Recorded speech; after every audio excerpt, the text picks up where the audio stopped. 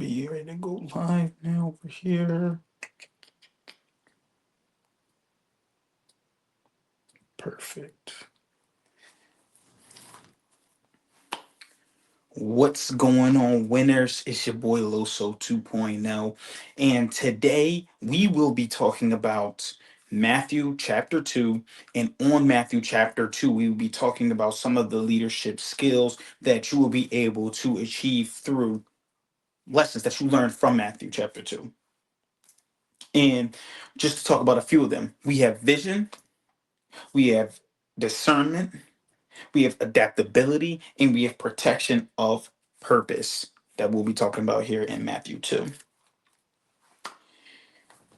See, me, I truly learned how to be a leader when my job was on the line.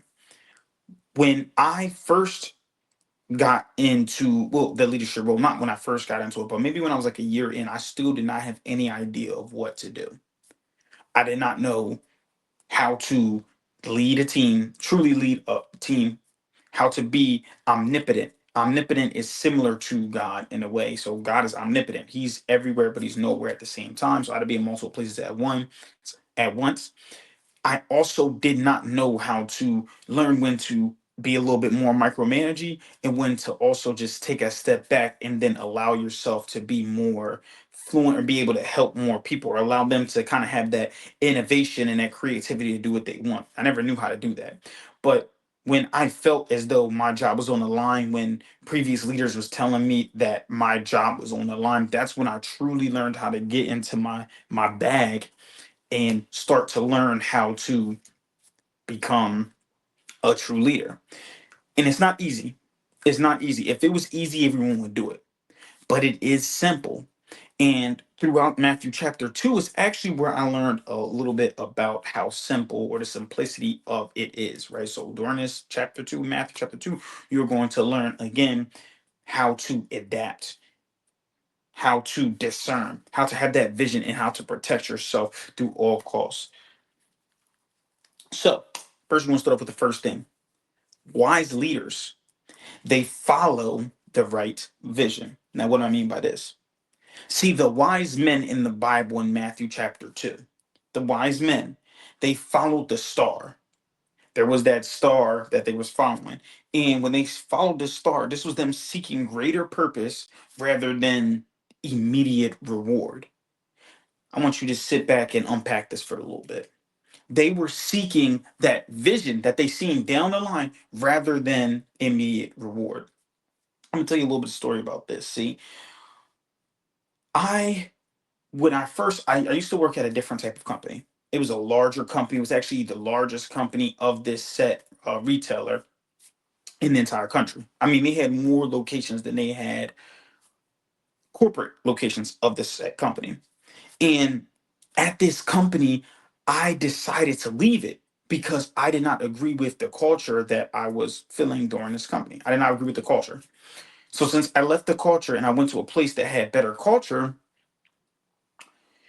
I then realized that I'm going to be taking a pay cut. Now, I took a huge pay cut at first. Like, I'm talking about thousands of dollars of pay cut, tens of thousands of dollars of a pay cut just to go to this other company. Commission wasn't good either. But I seen the vision of it being a small company, the vision of having a bigger impact on a company and knowing what I can do in order to help this company. I seen all of that. I seen that entire vision. So what did I do?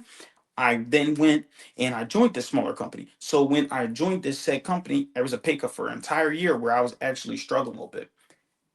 You fast forward it to today. Now, yes, the company started to compact in a way, but it compacts because its focus and started to increase. It was growing fast, but the company leaders were so intelligent in the idea that they didn't want to grow so fast that you lose that culture, that you lose that focus on actually squeezing all you can out of each location.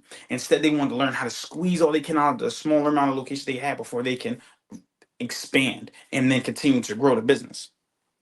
So that is the way I thought about it. I thought about that vision down the line as, oh snap, I'm gonna be a big part of this company when it grows. I want to be a big part of this company when it becomes something huge. And I know it can, and I know it will become something huge. When you're in your business, you have to have that, whether you're a business owner, whether you are a supervisor, you have to have that vision, and your job is to instill that vision on your team instead of that immediate reward. That immediate reward could be that you may make, a little bit of money, but then that vision, you lose sight of that vision in the end. You don't lose sight of that vision. True leaders, they follow clear vision over short-term gains. Okay. My goals are even like this now, in the sense of my goals are, I made them in the idea of, okay, this is what my goals are for the month instead of daily. Because sometimes daily I might mess up. Now I do want to take a day at a time, but these are my monthly goals. I know one monthly goal I may be able to knock out in a couple of days. So let me just focus on this monthly goal for these few amount of days. For example, right now I'm on my push-ups. I know for the month I have to do 3,500 push-ups. Right now I'm at 2,200. I was like, okay, I can knock out 1,300 of these before the month's up. Obviously, I'm gonna do that in the next couple of days. That's what my goal is: knock it out the next couple of days. That I can knock on my core. I have 5,000 reps of core to knock out. I'm gonna knock that out in a few days or whatever. Then I'm gonna focus on my, after I knock out that few, thousand core, my goal might be to focus on, okay, you know what? Now I'm gonna focus on my squats, or I'm gonna focus on my pull-ups, or focus on my dips. But I know that I got that all done for the month of February. So as a leader, don't focus on a short-term game so much. Just focus on that vision, and then you could break that vision down in a daily task, but continue to push people through that vision because that's what's going to get them through, right? So always to do it, right? So I'm going to ask you this: how do you discern the right path? How do you discern what is the right vision, that clear vision for you to take, as opposed to what's the short-term gain? I want you to, comment below some things that you're thinking about discerning of in your business or whatever team that you lead. Where's short-term gains for that team, and what is that clear vision? I want you to comment that below too as well. The second thing is, leadership requires discernment and avoiding manipulation. King Herod from Matthew 2 claimed to want to worship Jesus, but he had hidden motives. It kind of reminds me of that saying: keep your friends close, but keep your enemies closer. You have to be able to discern the different types of people, who is actually really there for you and who is there just to get along the ride, and who's there just to grow, who's there to grow with you, and who's there just to be there because they know you're going to be something. It's a difficult thing to do, right? But you got to be steps ahead. That's why, as a leader, I always recommend you playing games that challenge your mind. My game is chess, but your game might not be chess. But you have to. I always tell leaders to always play games like that that challenge your strategy, challenge you getting steps ahead. Me as a leader, that's I have to understand that. I have to know how to be steps ahead. Like, if a rep is leaving the company, I'm like, you know what? I know that they're going to leave this company, so let me already start hiring this person. Or this person may be better in this location as opposed to this location. What if I put this person here as opposed to there? You have to be able to adapt, right? Leaders must discern between genuine support and hidden agendas, like I stated before too as well. And you also be able to, but not just on the outside too as well.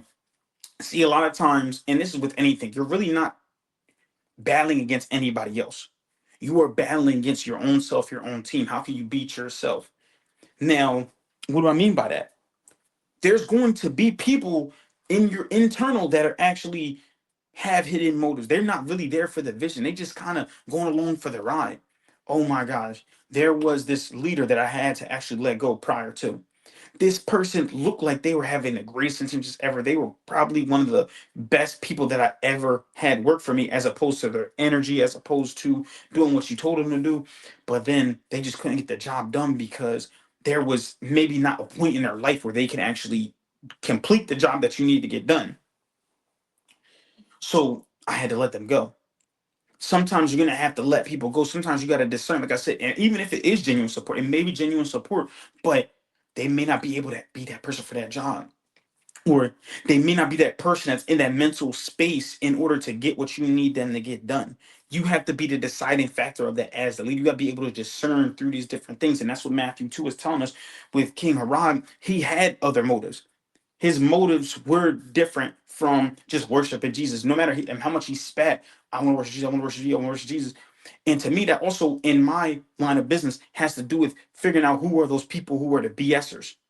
Now, what do I mean by that? There's so many people who are quote unquote BSers, the ones that are, oh, I'm working, I'm gonna get it done. I'm working so hard, I'm trying this, I'm trying that, but the whole time they're really not trying. There's a lot of BSers like that. You have to really be careful to figure out who is BSing and who is actually being genuine. You have to be definitely able to discern through that too as well.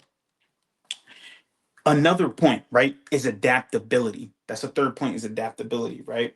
So Joseph, he led his family to Egypt after having a dream. He was sleeping, he had a dream. They say, yo, you got to get to Egypt. And then when he had a dream and they told him to go to Egypt, he ended up going to Egypt after that.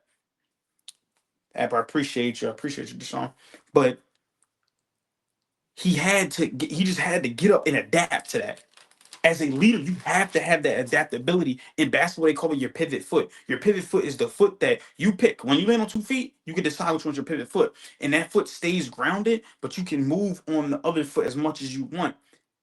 You may be able to spin all the way around, you may be able to hit a jab, you may be able to step through, swing over. You be able to do so many things just from that pivot foot without even dribbling the ball. You have to be able to pivot as a leader. You have to be able to stay true to your core, but also stay adaptable. Now, what do I mean by that? You have certain core values about yourself as a leader that you are not going to be able to weigh off of no matter how somebody tries to put you in it. Like, for example, mine is one of my core values, not even as a leader, but as a person, though, I know, like, I'm not smoking no cigarettes. I know that for a fact. That's just not me. I'll never smoke a cigarette. You can't allow, now that you're around other people, to put you off the line and be like, oh, bro, try this cigarette. You have to be able to guide yourself to what your true values are. You have to figure out what your values are. Now, as a leader, you might have your foot on down on, no, this is what I'm talking about. This is what I need you to do every single time with every single person that comes in here. Or as part of my organization, you need to get this done on this deadline.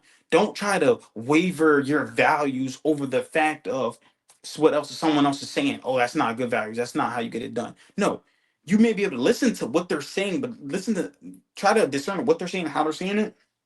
But also, you have to be able to stay adaptable, but keep those core values too as well of you, because there's certain things that you may not be able to do.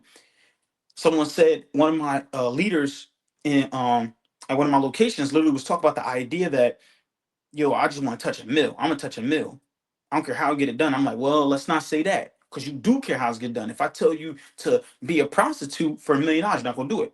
If I tell you to be a drug dealer for $1 million, you're not gonna do it. But if I say maybe run a conventional business or ethical business, you may do it. If I say be a personal trainer, you may do it. It may be your thing. There's certain things that you're not willing to do for money, but you're able to adapt to as well, because you had the how. That's why the vehicle doesn't matter as much. I said this in my speech before. The vehicle does not matter as much when you understand how when you understand how to adapt. The vehicle may not matter as much, but you have to still keep true to those core values. So when I was the leader of a single location, I was big on micromanagement. Yo, you gotta do this, you gotta do this, you gotta do this, you gotta do this, you gotta do this. You're doing it this way, you gotta do this. I'm kind of telling them how to do it my way rather than the way that may be best suited for them. As a leader of multiple locations, I learned how to pick up on the idea of asking them, how can I help you? I had a rep that I asked them, listen, what do you think will help you guys to continue to execute more? What could help you guys more? One of them told me, hey, listen, I need you to go do trainings with us once a week, training, lock in, this, that, and the third. I think this will help. Okay. Now I set it in my calendar. I had another one that was telling me, oh, what I need you to do is I need you to stay here for a few days and just go through everything with us. Because when we're here, we start to get it, but then we lose that idea once you leave. I stood there a few days. They started to get it. They started picking up. I had another one tell me, yeah, I had another one tell me, yo, listen, I like it better when you call me, like when you're actually here, you call me and I'm able to go through these things. So that's when now I was like, listen, but you actually have to call me if I want you to. If you want to do better, truly want to do better, you have to call me so we can go through everything together. You have to learn how to figure out what best fits the person that is following you under your leader. You're not going to be able to coach everybody the same. Certain people you could be a little bit more harder on because that's what they're used to. Other people you may not be able to be as harder on.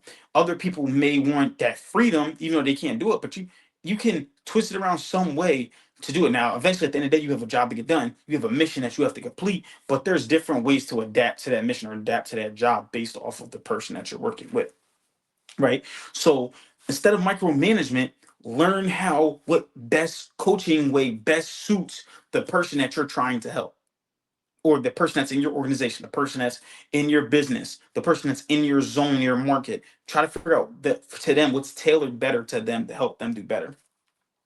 All right. And then the last point that came from Matthew 2 is to protect your calling. See, Herod, King Herod sought to destroy Jesus. This was the hidden motives that he had. He had that hidden agenda.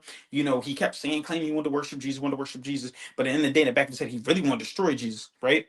But before his purpose was fulfilled, he wanted to destroy him. He wanted to destroy Jesus. That was before his purpose was fulfilled. Before Jesus was able to come on here, free from sin. Before he wanted to do everything that he was meant to do, this king wanted to destroy Jesus. There's going to be people like that, right? You're going to face opposition and challenges. I'm gonna be honest with you. And again, it can be external or internal. Man, I remember back when I had my other zone, when I was at the other company, there was another leader, another zone leader that was connected to me that was trying to sabotage me in order to make sure he was fine, but but not at the cost of me. He had values that he was willing to overtake in order to make himself look good. Me, there's certain values that I just won't do. There's certain values that I can't do as a man. There's certain values that I can't do as a leader that I don't respect from other. I wouldn't be able to respect from another leader. I'm gonna find a way to get the job done the right way. I'm gonna find a way to get the job done without doing anything sneaky, without doing anything like this. Now there are tactics and stuff that you can learn, but I'm not gonna be sneaky about it. I'm gonna do whatever it takes to allow us to grow as a company, to grow as a zone, without, with the ethical way, the moral and ethical way too as well. I want to be good. I want to be great, but I want to be great the right way because that's more sustainable. Doing it the sneaky way, doing little trick stuff, sabotaging other people is not my way to get things done, because at the end of the day, I know that that stuff comes back around. No, I want to do it the ethical way that's going to have that foundation you can grow upon, right? So you got to have to learn how to recognize and guard yourself against these threats. These threats could be that person smiling in your face right now. Those threats could be that person that they may just straight up let you know they are. They may just say opposition right on their head. But other times there's going to be people that you may not know, that you may be people that you may be close to that are really out here, out to get you, out to take your spot, out to get everything that you had, everything that you built. They're willing to try to take that down. So you have to be careful of that, especially as a leader, right? People that want your spot. I know so many people that's going to definitely just want to take your spot, but you got to be careful of that too as well. So always remove those bad apples, because they always say this: a bad apple ruins the bunch, right? Underperformer, no matter how great a performers are, you could put three performers, great performers, or you could put 10 great performers. You have one bad performer, right? Out of 10, you got one. So that's nine good ones, one bad one. That one drops the performance of all the other nine by 20% just by being there.